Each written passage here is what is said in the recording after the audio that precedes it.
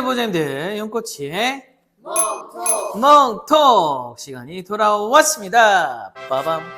네, 드디어 첫 번째 시간 인트로에 이어서 오늘 드디어 첫 번째 주제. 오늘 첫 번째 주제가 뭔가요? 오늘 주제는 산책 중에 오프리시 강아지를 만났을 때 어떻게 조금 대처를 해야 하는지. 오프리시 되게 좀 첫 타부터 되게 무거운 주제를 가지고 왔는데 저를 도와서 오늘도 함께 촬영에 도와주실 우리 레이첼 코치님과 윌 코치님과 바디와 순심이가 있는데 언젠간 등장을 할 예정입니다.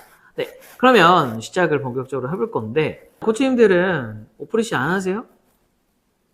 하시나요? 저는 거의 안 합니다. 거의 안 하세요. 네. 저는 프라이빗한 뭔가 들리는 편이에요. 네, 거짓말을 잘하시네요, 둘 다. 오프리시 하죠. 물론 저도 합니다. 뭐 이렇게 법에 걸리겠지만 가끔 하는데 조건이 있어요. 오프리시를 해야 되는 조건들이 있는데 첫 번째, 주변에 아무것도 없어야 한다. 두 번째, 내 시야에 우리 반려견이 들어와야 한다. 세 번째, 제일 중요한 거죠. 부르면 와야 합니다. 그죠? 제일 중요한 거예요. 일단은 뭐 오프리시를 했다 치더라도 오프리시를 했다 치더라도 와야 될 거 아니에요. 그죠? 와야지 안전하게 아이를 관리할 수 있어요.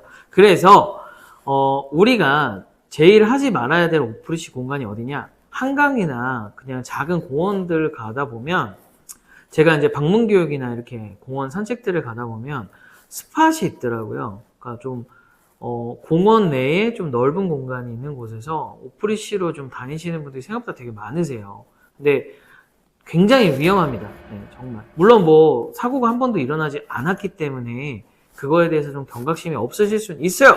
근데 하지 마세요. 왜? 사고는 한순간에 일어납니다. 오프리시는 쉽게 얘기해서 어떤 거를 좀 했다라고 보냐? 자연에 그냥 사냥하는 사냥 동물들을 풀어놨다고 생각해 보세요. 하고 싶은 대로 하겠죠. 막 사냥도 할 거고, 냄새도 맡으러 다닐 거고, 배변도 할 거고, 여기저기 기웃기웃 거리기도 할 거고, 그런 것들을 너무 자연스럽게 그냥 놔두고 있어요. 어디서? 도심 한복판에서. 얼마나 위험하겠어요. 만약에 보호자님들이 사자나 호랑이를 키워요. 오프리시로 다닐 수 있겠습니까? 절대 못 다니시겠죠.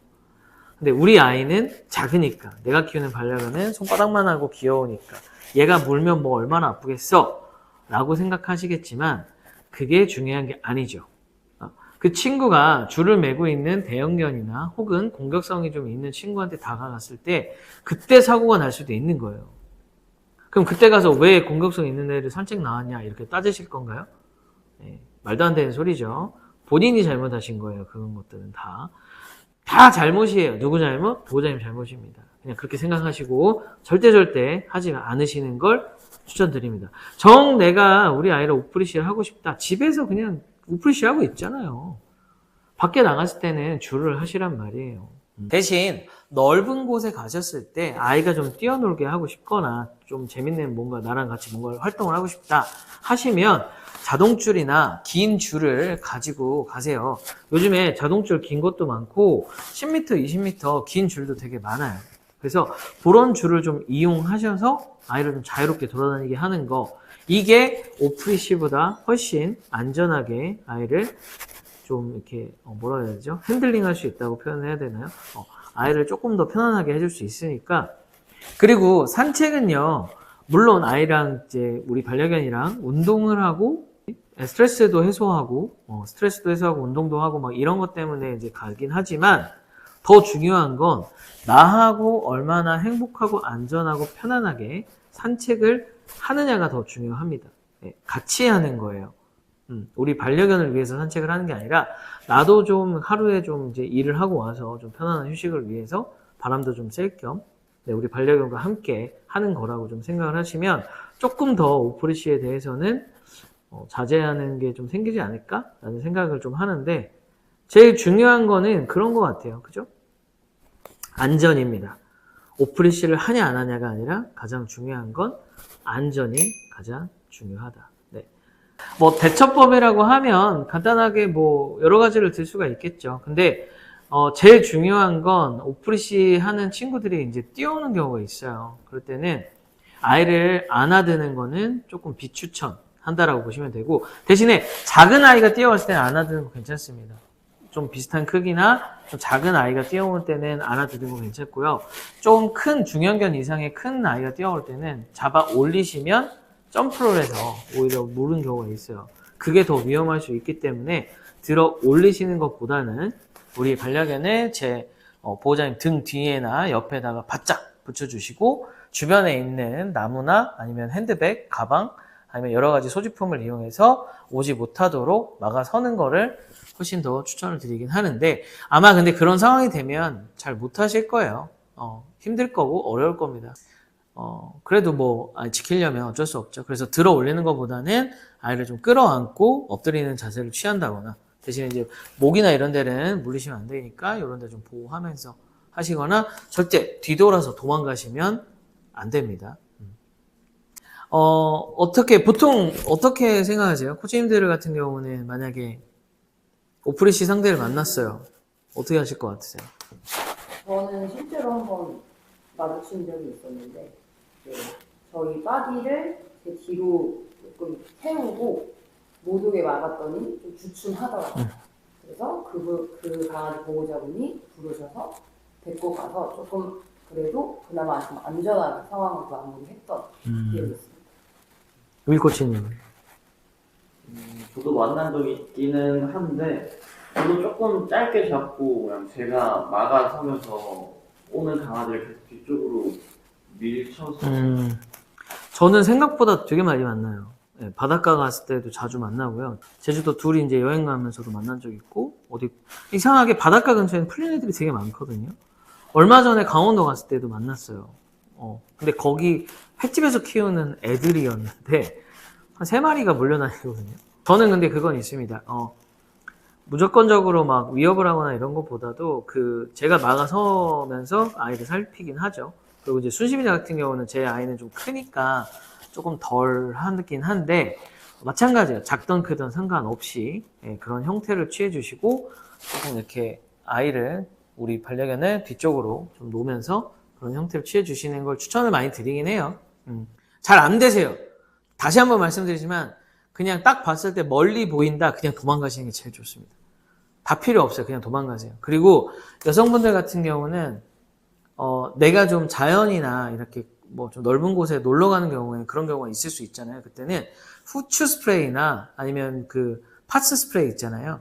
이런 거를 가지고 다니시면서 그걸 뿌리는 형태를 취하면 좋아요. 그거를 눈이랑 코 쪽에 뿌리셔서 좀 접근하지 못하게 하시는 걸 추천드리는데, 이거는 미국이나 유럽에서도 실제 많이 사용하는 게 있습니다. 그래서 그런 스프레이주를 좀 가지고 다니시는 걸 추천을 드리겠습니다. 일상생활에서 가지고 다니시기 번거롭기 때문에 그렇게 좀 파스나 이런 것들은 좀 넓은 공간, 아니면 놀러 갔을 때나 혹시나 모를 위협, 들개들도 좀 많잖아요. 산이나 이런 데는. 그래서 그럴 때 좀 사용하는 걸로 가지고 다니시면 좋고, 저도 이제 그 산을 많이 저희 애랑 다니다 보니까 주변에 이제 나무나 이런 걸 항상 가지고 다녀요. 혹시 이제 모르는 경우가 생길 수 있으니까. 근데 오늘 주제가 오프리시인데, 오프리시는 100번 얘기해도 그냥 하지 말라는 얘기밖에 할 게 없어요. 그죠? 대신에 하고 싶으시면 아까 얘기했던 것처럼 좀 프라이빗한 운동장, 아니면 정말 넓은 사람이 없는 뭐 그런 곳, 대신에 내 시야에 들어오고 콜링이 잘 된다는 가정하에. 실제로 오프리시 했다가 카페 가서 강아지들 잊어버리고 하시는 경우도 되게 많아요. 생각보다 되게 많습니다. 그래서 더 중요한 거는 교육이 더 중요하다. 리콜이 돼야 돼요.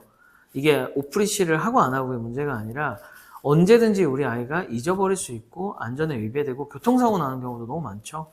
네. 그렇기 때문에 좀 그런 것들을 유의하셔서 아이들을 관리하시는 걸 추천드립니다. 네. 자, 오늘 주제는 조금 무거운 주제였기 때문에 좀 어렵지 않게 설명을 드리려고 노력을 했지만, 어쨌든 오프리시는 하지 않는 것이 좋다. 대신 자동줄이나 긴조를 사용하는 게 좋다. 그리고 프라이빗한 곳에 가서 뭐 운동장이나 이런 걸 대여해서 노는 게 좋다. 뭐 이렇게 좀 정리를 할 수 있을 것 같고 오프리시 친구를 만나면 어떻게 한다? 스프레이나 파스나 이런 것들을 좀 준비하고 다니시는 게 좋고 두 번째는 안고서 뒤로 도망가는 행동은 좋지 않다. 또 아이를 바짝 붙인 상태에서 그 친구를 막아서면서 접근하지 못하게 하면서 점점 뒤로 빠지시는 게 중요하다. 대신에 작은 친구끼리 있을 때는 좀 들어 올리셔서 그 친구가 닿지 않게끔 하는 것도 방법이 됩니다. 아시겠죠? 네. 자, 다음 주제부터는 조금 현실적이고 조금 재밌고 이런 것들을 좀 가져와서 우리 코치님들하고도 좀 더 실전적인 대화들을 좀 많이 하는 시간을 갖도록 하겠습니다. 오늘 첫 시간이라 코치님들이 긴장을 너무 많이 하셔가지고요.